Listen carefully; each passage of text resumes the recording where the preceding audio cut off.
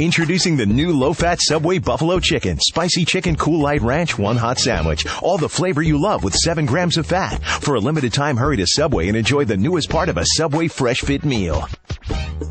The BS Report is a free-flowing conversation that occasionally touches on mature subjects. First of all, This is the BS Report with Bill Simmons. it might be cool, I don't know. And if it's not, I don't The care. BS Report with Bill Simmons. Bill Simmons works for ESPN. He's also named the sports guy, and he writes a comical sports column. He must be a popular dude. The BS Report. It's got a real dirty sound, like a rusty steak knife cutting through a well-aged steak. Now.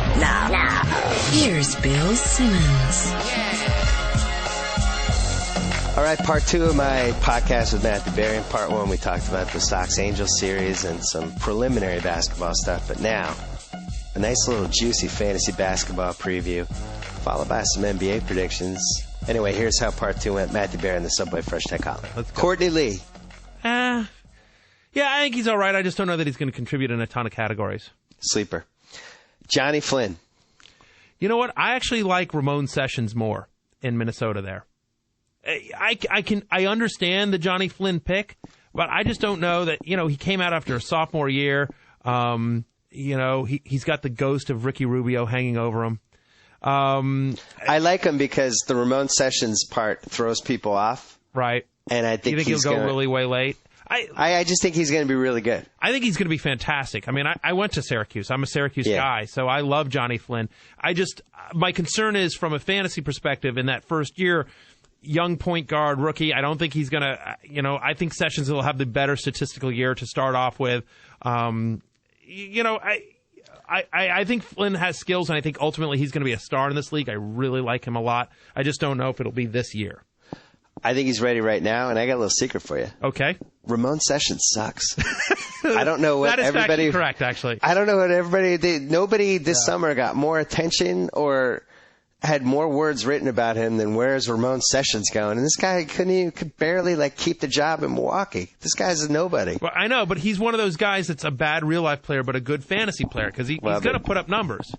Johnny Flynn is good. They have to justify the Johnny Flynn thing because basically Rubio didn't go there because of Johnny Flynn because they picked him after, and now they're not going to want to make it seem like they whiffed on both guys. Stop. I know, Bill, for a fact that you've watched the Minnesota GM, the movements of the Minnesota Timberwolves general manager spot with great interest. Yes.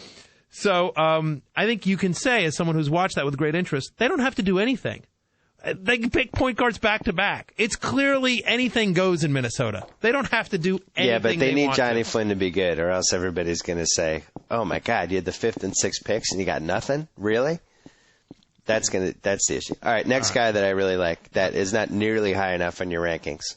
Okay. And I'm sure it's because of his free throw shooting and other stupid stuff, but I think other stupid stuff that counts.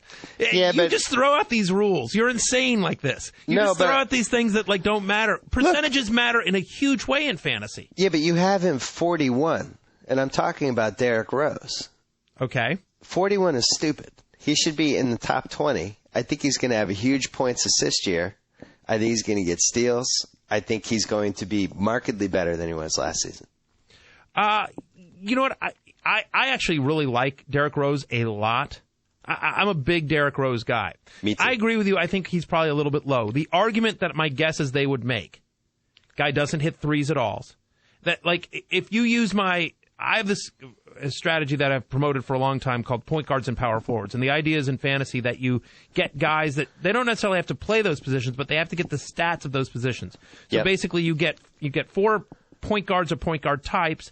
You get, and the rest are all power forwards because the idea there is being that power forwards are going to get you rebounds and, or centers, small forwards that play like power forwards, guys that get you boards, blocks. Point guards get you assists. And point guards get you assists, steals. But to do this strategy, it means you're basically throwing away small forwards and shooting guards or those types. So you have to get point guards that get threes in that strategy. Well, I don't care about your strategy. I like Derrick Rose.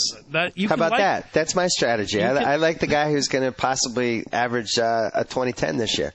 I beat you last year. You should respect what I'm telling you. How about that? You barely. Dude, scoreboard is scoreboard. You barely. Scoreboard is well. Scoreboard. Speaking of your strategy, you'll like this next pick. Okay. Kevin Love. Okay. Yep. No problem there. Let's see where you have him. You have Kevin Love. I'm still going. It's not me, by the way. And listen, you're the number one fantasy guy we have. This reflects badly on you. It doesn't reflect. I can't find Kevin Love. 83. That's ridiculous.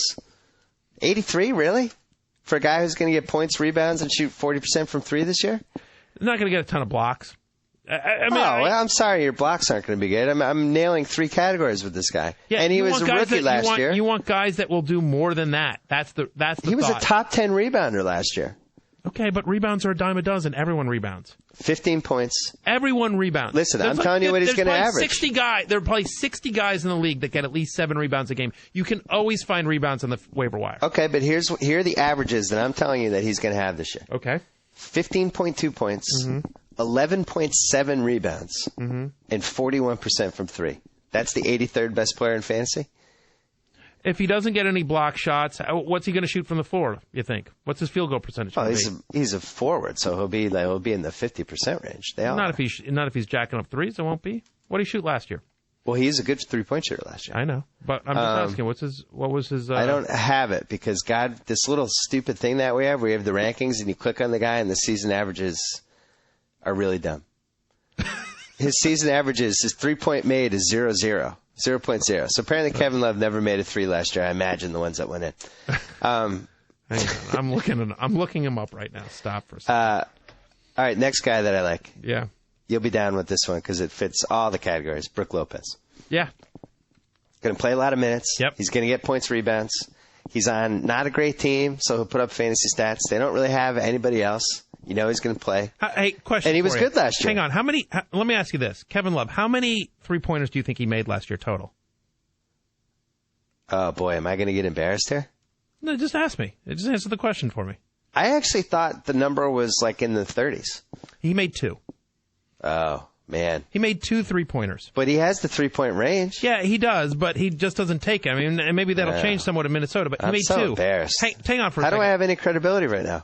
In fairness, if you had written like a 700-word page book about basketball, you could be faulted a little bit, because how do you not know 700 words? You don't know that, but I know you haven't done that, so I think you're off the hook here. 700 pages. Yeah, what did I say, 700 words? Yeah, I screwed up that joke. You screwed up the joke. Two screwed up jokes in this podcast. A lot of them. Kevin Love was an awesome 3-point shooter at UCLA. Maybe that's what I was banking on. He only attempted 19 threes last year. Like, he attempted only 19 threes. Nothing. Yeah, but you know what happened, though? Al Jefferson got hurt. And he had to move down low, and he couldn't be outside lurking around doing Kevin Love things. Right. How about that? Right. But the argument against Kevin Love, from a fantasy perspective, and I like him too, but I think we have him rated about right, which is he doesn't block shots, which you need from a power forward. He's certainly not going to steal anything, which, assists? Might get some assists because he's a good passer. He had 1 assist a game last year. How many is that? How much is it? How's that? Let's go crazy and say it's 2. With Johnny Flynn, suddenly the whole offense changes, and suddenly they're a great passing team. He gets 2 a game. That's not going to make a difference. That's not going to make a huge difference in your fantasy league. That's just. I'm going to say 2.3 assists. Okay. Because he has a really good point guard this year who's going to be able to start fast breaks, and he'll get some outlet passes. And I'm going to say he makes 45 threes. 45 threes. I'm going to say 45 threes for Kevin Love. That's my bold prediction. I also love the Bengals defense against the Browns. I wonder how many people that's funny to. You know what? This year, you mean, of course. Anyway, I will take the under on that, and if you would like to place a wager on that, my friend. It's a bold prediction. I'm not betting on a bold prediction. I'll half that. Let's half that. I'll say he makes under 20 threes. If you think he makes 45... I'm going to tweet, after we're done, I'm going to do a tweet, and I'm going to challenge Kevin Love to make 45 threes this year. You know what? He's going to do it for me because he likes me. Next guy I like, Blake Griffin. Will you tweet me? I need more followers on Twitter. I'm the real TMR, and like you have about a billion more than I do. Yeah, but you've been openly soliciting them, whereas I don't. Well, I know. Maybe you should follow my strategy. And wait a decade until I'm insanely popular like you. I don't think that's going to happen. I don't have that strategy. Do you like Blake Griffin? You know what? I think he could be okay, actually. I do like I'm worried about Dunleavy. He's making noises about bringing him off the bench. It's like, no. Hey, how about this? Play him 40 minutes a game, Mike. You moron. But I do think so. I do think so. I have a couple for you. You want to hear a couple of mine? Well, I'm not done yet. All right. I'll race to the rest. Eric Gordon? Yeah, like Eric Gordon. Although, how much better do you think he can be from last year to this year? Well, I actually think he can be a lot better because last year they were blown out of so many games that he wasn't getting big quality minutes. It was a lot of garbage time or guys, and Baron Davis missed a lot of time and they weren't getting any rebounds. I think he'll be better the better the team is. Joakim Noah? Yeah, I guess so. I mean, the Bulls are a trendy pick. Yeah. No question. I just don't know from a fantasy perspective how much he puts up. But if you're getting him late, he's somebody that potentially could get in the 10-11 rebound range. Yeah, I guess so. But again, I don't value rebounds the way you do because I feel like that's a commodity that you can get all the time. It's sort of like RBIs in baseball. Like everyone gets RBIs. Like in fantasy baseball, right? You want the guys that get saves, the guys that get strikeouts, the guys that get stolen bases, because the rest are fairly easy to find. I'm talking about end of the draft guys that that are going to play 35, 40 minutes a game and put stats. You might be able to plug in on weeks where they have 4 or 5 games. Okay. Same thing for Boris Diaw. Same thing for Bogdani's actually a little better than this, but Bogdani had a strong second half of the year statistically, secretly. Yeah. And I like on Houston.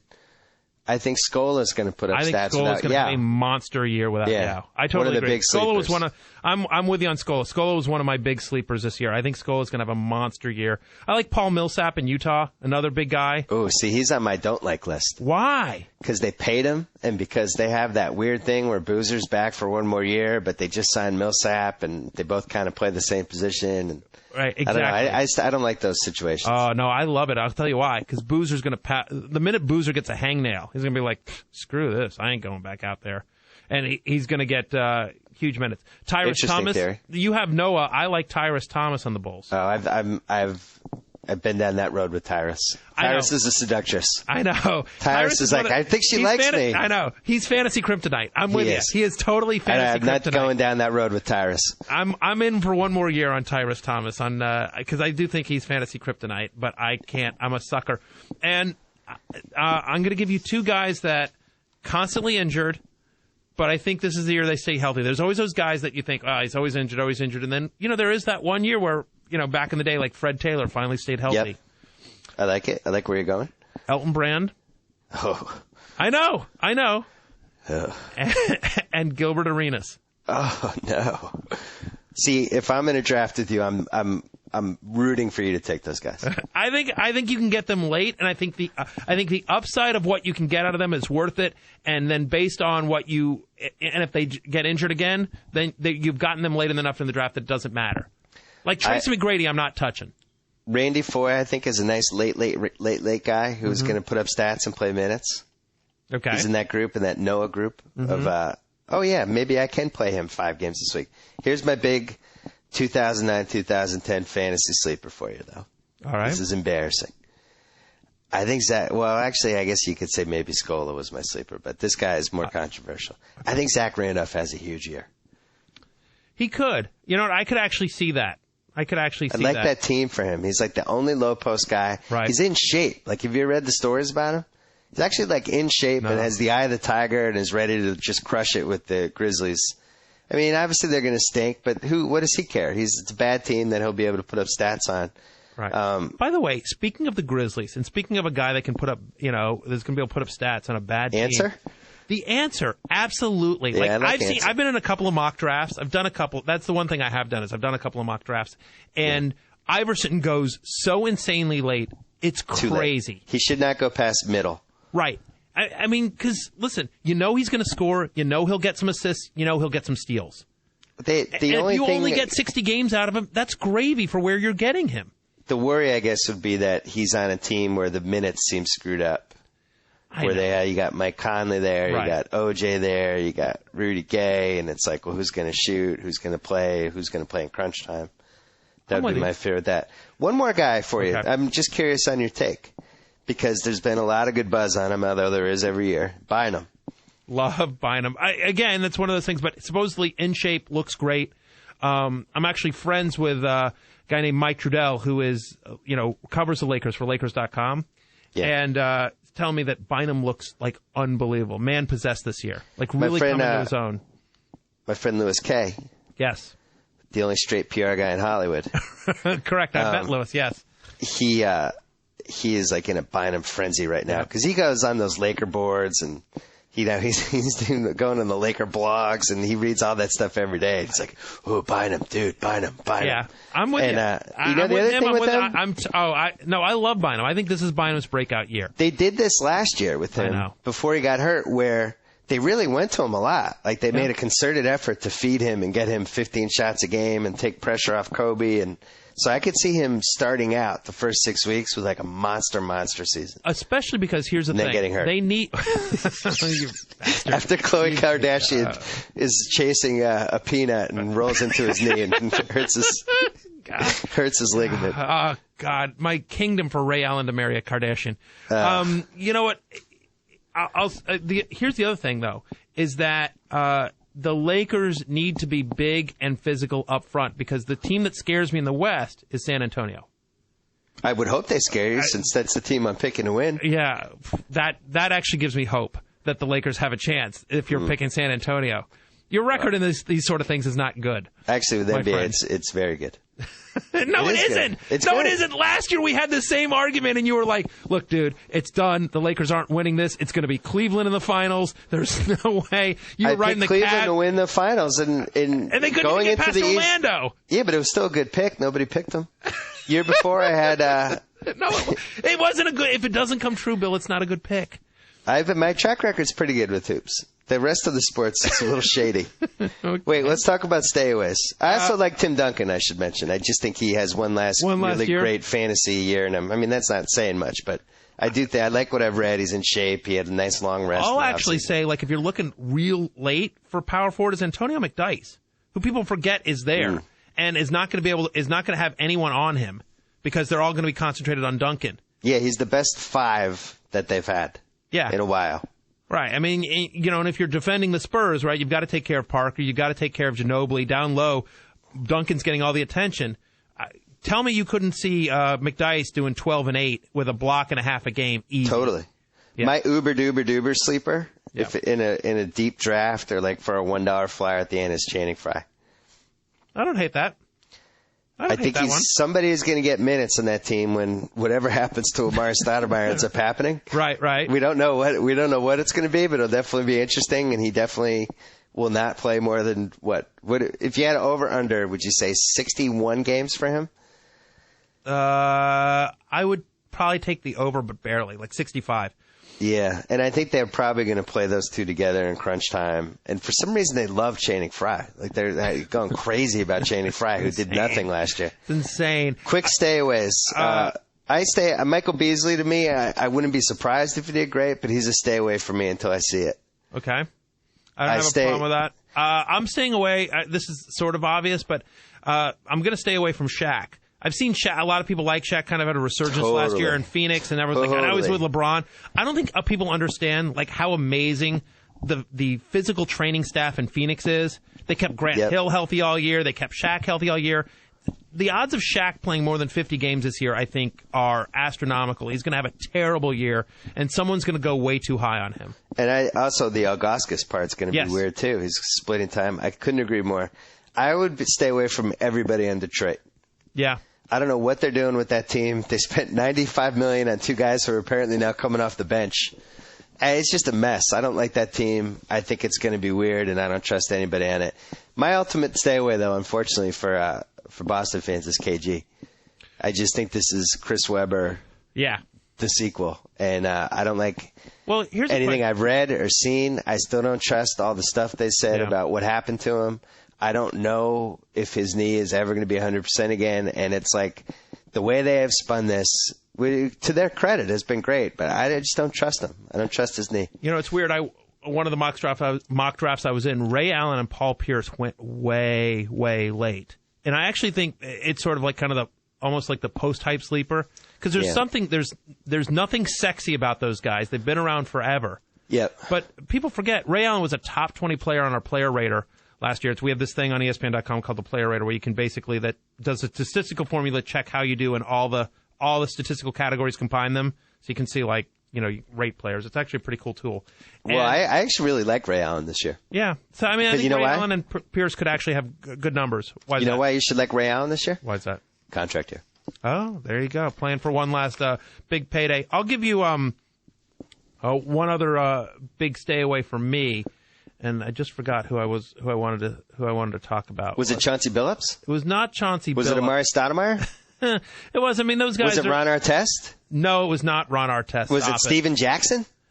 I'm with you on Steven Jackson. He's not a guy that I absolutely love. My fear for him is that I do think he's going to get traded, but he's going to get traded probably to a good team, and his stats are going to go down. Hito Turkoglu is a guy that's going to go way too high, and I think it's a totally different situation for him now. Nice, I like it. I'm with you. So I don't think he puts up nearly the numbers that he used to in Orlando, where he was kind of like all they had. And now the other two big stayaways, obviously Amari Stoudemire. Look, you could. He's a tough one because you win your league if he comes through. If you end up getting him at a decent price or whatever, and you get 75 games out of him, and he puts up huge stats. And if he is healthy, the offense they're running, he could put up huge stats. I just think it's a stay away. You never want to trust your fate to somebody who's been hurt. If you're going to take, here's the thing: you always want to go safe early, and then you take your gambles in the middle round. That's why I'm arguing for like a guy like Elton Brand or Gilbert Arenas, because if they don't pan out, it doesn't kill you. Yep. And you don't want to gamble with either one of your three big auction price guys or one of your first three picks. Smith, you don't have to. Josh Smith is going to finish the year as a top 10 fantasy player.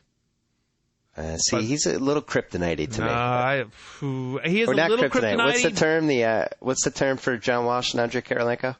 It is. It's fantasy kryptonite. Yeah, you can't stay away. You created it. It's it is fantasy kryptonite. Yeah. I have one theory I want to throw at you. What do you think of this? So you know how like this year the kind of trendy thing in fantasy football was wide receiver. If you were towards the end of the draft, end of the first round, like you had one of the 8, 9, 10 pick in there to go wide receiver. Yep. Right.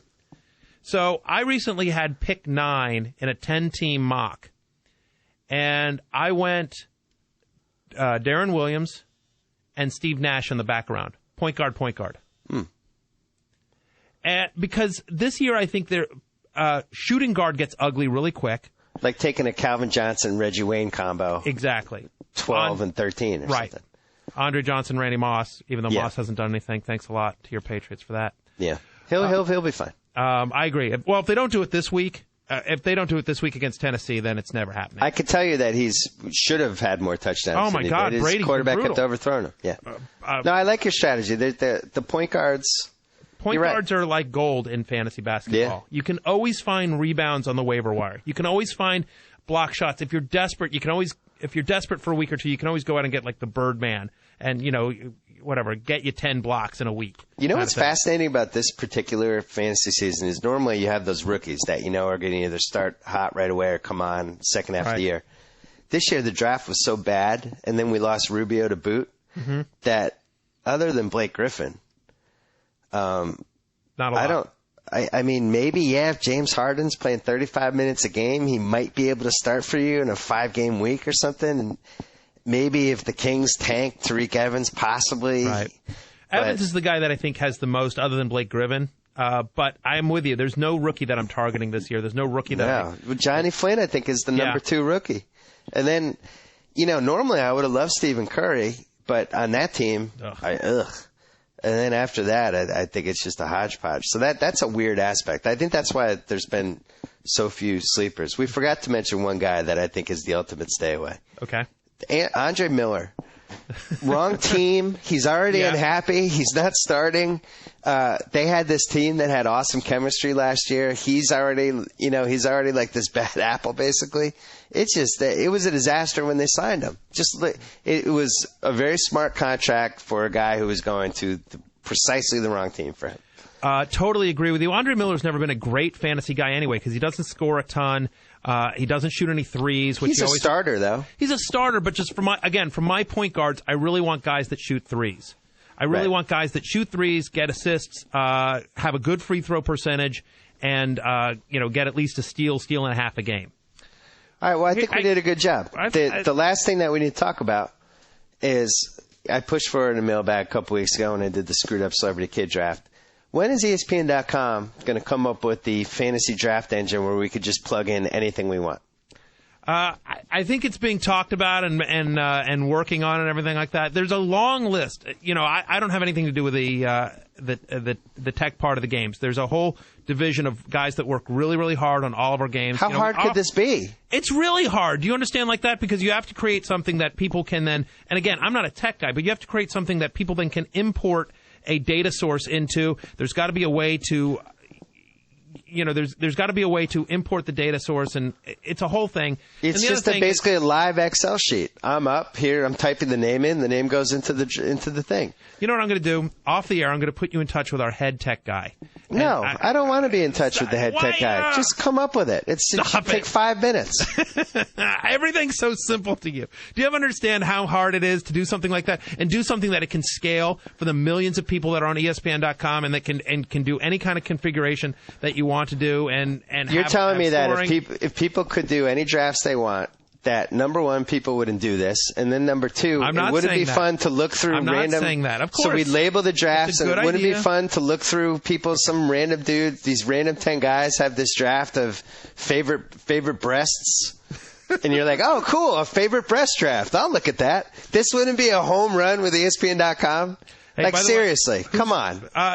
There's no question about. There's no question. Who's by on the way, Christina Hendricks goes first. She's the LeBron. She goes for $75 in the auction. She might even go for $110. She's definitely up there. Joanna actually, if I had is raising up draft boards very quickly. By the way, if I had a 10 bosom team, yeah. and I had $200 to spend, I go $191 on her, and then I go $1. $1. $1 across the board and hope for some implants or something. That's an interesting. That's what the people want. I want a favorite beer draft. Yeah. Listen, I don't think it's a bad idea. I definitely like it. The question. I'm glad you don't think it's a bad idea. It's a great idea. People are nodding, listening to this right now, going, "Yes, I want to do fake drafts of weird things." Right. No one's listening to this right now. Make it happen. I don't ask you for much. I'll grow the Fu Manchu for the book tour. I want to have the boob draft. All right.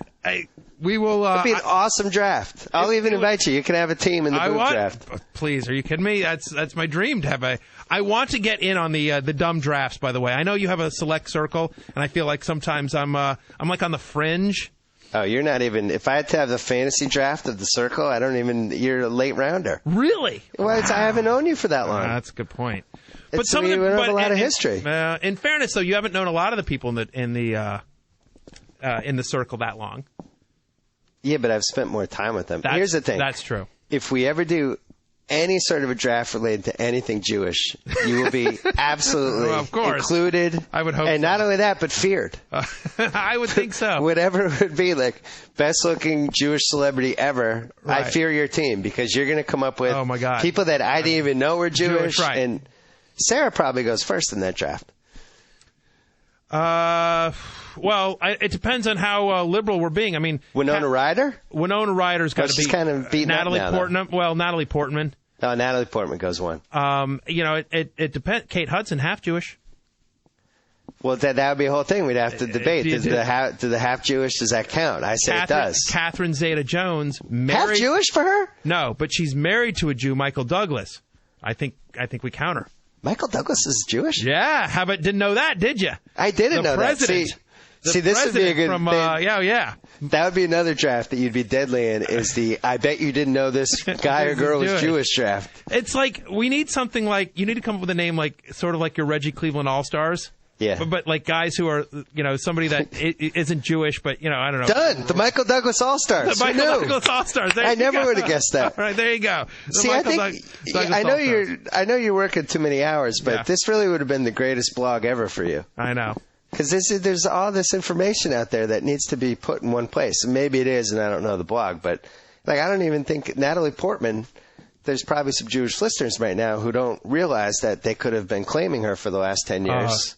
They know. Believe me. Know? She is whatever. She's the Jewish Marilyn Monroe. Are you kidding me? She's the poster child for Jews. They love her. Why couldn't you? I say they love her. I love her. I'm a Jewish man myself. There should be, you look at the iTunes, there's a podcast for everything. Right. I mean, literally everything. Cars, you name some sort of passion. It's amazing there's not like a Jewish podcast where people talk about these issues. They're not issues, or they're whatever you'd call them. Right, whatever. Pursuits, interests. Interests. It's like almost like, did you know, ... That would be the name of the podcast. I would, well, they did the old skit on Saturday Night Live, Jew or Not a Jew, I believe. Oh, that's fantastic. Which is so fantastic. It's great, and you're always excited. You know what? I was never an Adam Sandler fan. I was never a huge Adam Sandler fan until he did the Hanukkah song. Yeah. And then, like, I became a huge Adam Sandler guy because it was so great, and it tapped into every guy that's Jewish, like, feels the same way at some point. We're just like, God, it's, you know, and then you find out there's all these cool people that are Jewish, and you're like, you know, oh, man, that's, you know. You know what that knew? was? You know what the Hanukkah song was? What's For Jewish people, it was the equivalent of when Kid Rock did that ball to bang to bang for white trash people. It was a galvanizing song that just meant more than anybody outsider of the whole thing could possibly fathom. That's it's very, very true. I need a Jewish basketball player, better than Omar Caspi. Better than him. I mean, he was born in Israel. What's better than that? You know who is Jewish though? Jordan Farmar. He's half Jewish, right? I think he's actually supposedly he's a full Jew. I mean, I don't know what's going on with his parents, but supposedly he is from what I've been told, full Jewish. In terms who of, else do we have? Practicing. There's one more, right? I thought there was one more. There might be, and I'm just blanking on it. Well, the guy, the Kings guy, has he's Duran Sheffer, I guess, was the best guy from Israel. Yeah. Yeah, but no, Jordan... he barely sniffed the NBA. This guy is actually going to be in a rotation. But Jordan Farmar is like, love him. That's a good one. Yeah. And he also does very well out here. I would think so. I mean, him and Vujicic are the secret murder combo. Just the killers out of the clubs? I mean, really. Because they're both taller than you'd think. That's the part you forget. Where you're like, oh, those guys are short. No, actually, Vujicic's like 6'1". Right. Yeah. No, Vujicic's 6'4". Is he really? Wow. Oh, yeah. And I think Farmar's got to be like 6'2", 6'3". So you see those guys, good-looking guys. They're dressed their little Euro way, and they're physically kind of imposing. The women just go. Yeah, and they're rich, and they're Lakers, and they're world champions. Yeah, and they know Kobe Bryant, and the whole thing. And Lamar Odom, actually. Lamar Odom's like a good-looking guy in person. Yeah, well, a woman has to know that if they get with Jordan Farmar, there's a chance they could be married within a month, and Kobe Bryant's the best man. I've heard from... That was a good one. Thank you. I've heard from... reaction there. That was good. I was thinking of how to phrase this next thing, but I've heard from reliable sources that Vujicic pulls John Mayer caliber. Wow. John Mayer caliber. Not maybe names, not the names, not maybe the recognizable kind of caliber, but secretly ridiculous. Totally off the charts ridiculous. I totally believe that. LA is a Laker town. Every girl that was the hottest girl in our high school moves there. So like if you go to LA, you know this because you live there, but take it for anyone that hasn't been there, trust me, like cream of the crop. Even the ugly girls are hot there. It's insane. Everyone's in shape, and it's beautiful weather, so everyone's like in halter tops and like biking shorts, and it's like so like there's nothing but beautiful women there. The best way to compare it to would be the NFL. Right. You have all the colleges, and you might be like the best running back at McNeese State. Right. But you come to LA, the NFL, and all of a sudden you're the 200th best running back in the league. And you're like, what happened? I was great at McNeese State. Right. Now, you're in the NFL now, buddy. Right. And so that's what happens in LA. It's like you're the hottest girl in your high school, and you go out there, and you're like, and you look around, and you're like, oh, I'm actually 15 pounds overweight, and I've got to be a waitress at Denny's.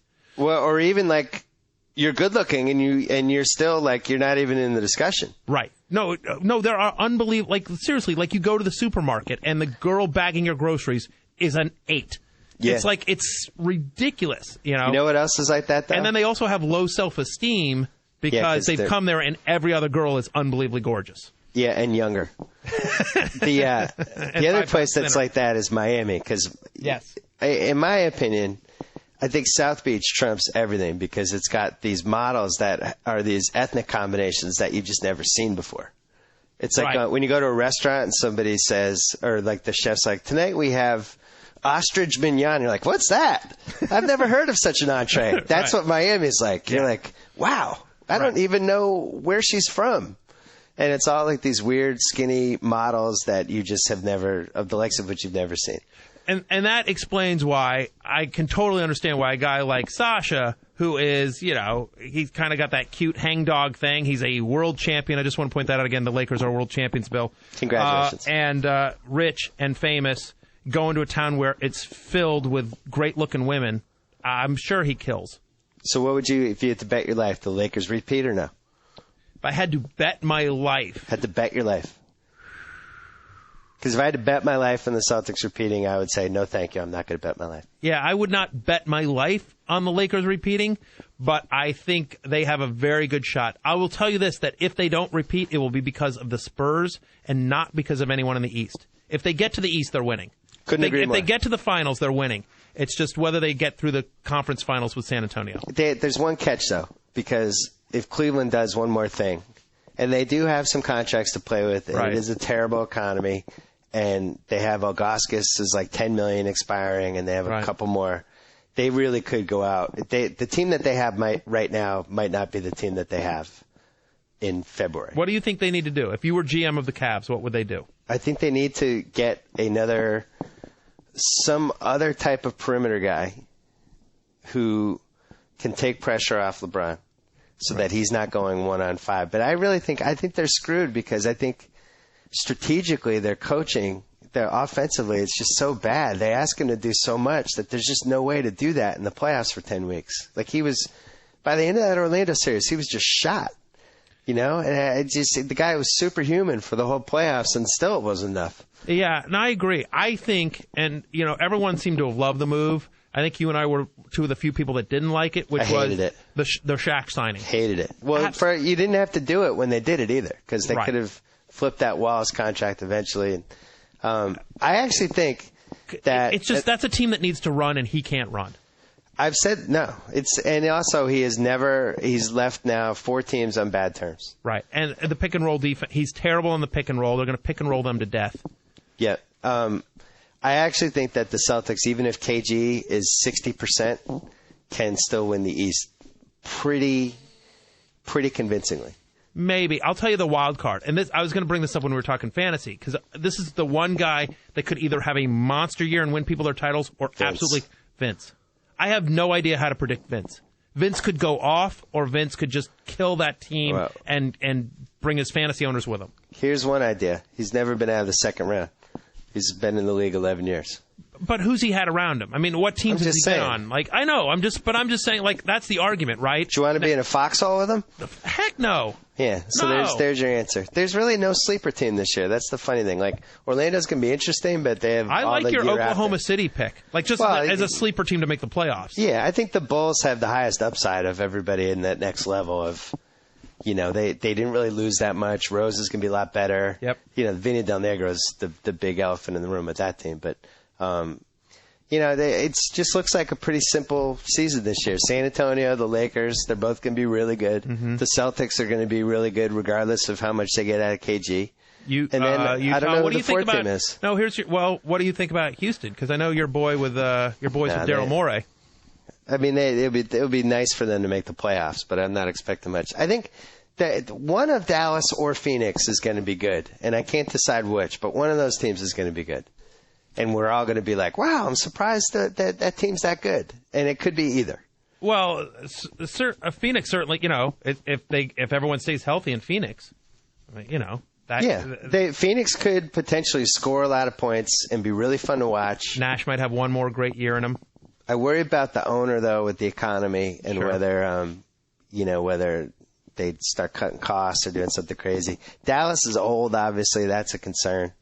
I think Portland's going to take a step back. Dirk's no longer a father. You have to be excited about that. I know, and he's more excited. But have you seen his hair? No, it's not good. What? Hey, here you go. One of the things we do on our podcast that Nate and I do is on the Fantasy Focus.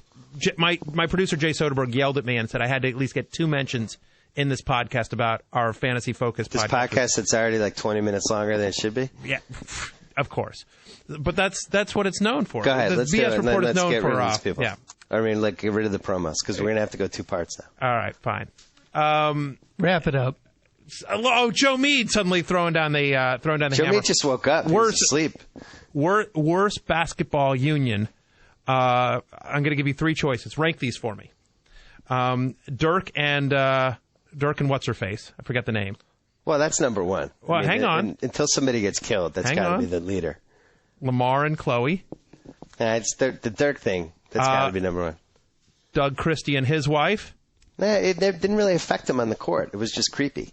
Well, so I'm asking you, like, where's the Dirk thing didn't affect him on the court. They lost in round 1. They were going to lose in round 1 anyways. They always lose. The most damaging union of all time is still the Tony Braxton, Jason Kidd, Jimmy Jackson thing. Right, of course, the triangle. Because they had to like blow up that team, and they ended up getting nothing for the. So if you're going to say most destructive, I think that's got to be one. Or if Khloe Kardashian, I think the marriage is going to get annulled. I think that's how this plays out. I think about a month into the season, they quietly annul the marriage. I did an interview earlier today where someone asked me for an over/under on the Odom Kardashian wedding, and I set it at 10 months. I would go under, and I would also bet the money line plus 250 on annulment. I would take that bet. I'll tell you. Here's why I took the over. I took the over on that because we're this close to the season. They're not going to break up during the season. He's never around. He's on the road all the time. So, and she'll enjoy like being Mrs. Lamar Odom, going around town, and there's probably a reality series in it or something somewhere. So, by the time he gets back, what are you talking about? The reality series paid for the wedding. There you go, exactly. Yeah. So, all right, we got to go. Matthew Berry, we can see on ESPN.com. The Real TMR on Twitter. Thank you. ESPN 1, 2 through 7. Right. And on the Fantasy Focus podcast with Nate Ravitz. Yeah, look at you. Look at you with all the plugs. I did that off the top of my head. That's very impressive. I feel like I've had a good influence. Thank you for being in the Subway Fresh Take Hotline. My pleasure, Bill. Thank you. So I get the sign off. Whoa! Thank you for downloading the BS Report with Bill Simmons. Too much fun. Check out more podcasts at the iTunes Music Store or at Pod Center at ESPNRadio.com. Peace out. You laughed. You cried. You turned up the sound repeatedly, and now it's all over. Thus concludes another installment of the BS Report.